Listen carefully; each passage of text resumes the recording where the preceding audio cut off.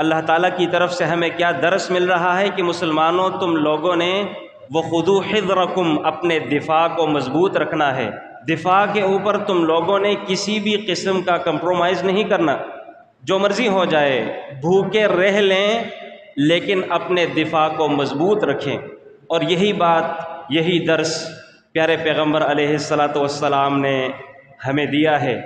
آپ کو پتہ ہونا چاہیے جس پیغمبر کے ہم کلمہ پڑھنے والے ہیں، جس رات پیارے پیغمبر علیہ السلام اس دنیا سے رخصت ہوئے، تب ان کے گھر میں اتنا تیل نہ تھا کہ دیے میں ڈالتے اور روشنی کر لیتے۔ اماں جی عائشہ صدیقہ رضی اللہ تعالیٰ عنہا بیان کرتی ہیں، کہتی ہیں کہ ہم نے اپنے پاس والے پڑوسیوں سے تھوڑا سا تیل عاریتاً لیا کہ ہم آپ کو واپس کر دیں گے۔ پیارے پیغمبر علیہ السلام کی آخری رات ہے اس کائنات میں، اس دنیا میں، انہوں نے رخصت ہو جانا ہے، لیکن گھر میں اتنا تیل نہیں کہ پیارے پیغمبر علیہ السلام اس آخری رات اپنے دیے کو جلا کر گزار دیتے۔ لیکن دوسری طرف پیارے پیغمبر علیہ السلام کے گھر میں 9 تلواریں موجود تھیں۔ 9 تلواریں، ایک پیغمبر ہے، ایک انسان ہے، جبکہ تلواریں پیارے پیغمبر علیہ السلام کے گھر میں 9 موجود ہیں۔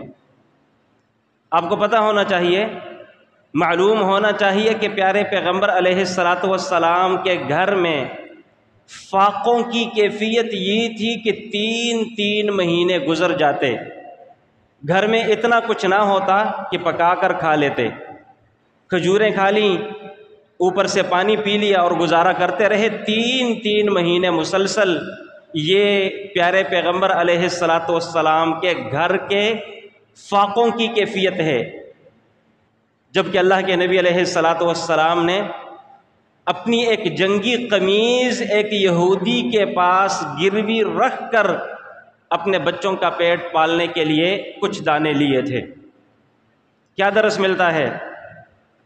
اللہ کے نبی علیہ السلام ہمیں کیا درس دے کر گئے ہیں کہ بھائی دفاع کے اوپر تم لوگوں نے کمپرومائز نہیں کرنا، بھوکے رہ لیں، پیٹ کے اوپر پتھر باندھ لیں، کوئی ایشو نہیں، بھوک کی وجہ سے تمہیں کبھی بھی کچھ نہیں ہوگا، لیکن آپ نے اپنے خُذُوا حِذْرَكُمْ اپنے دفاع کو مضبوط رکھنا ہوگا۔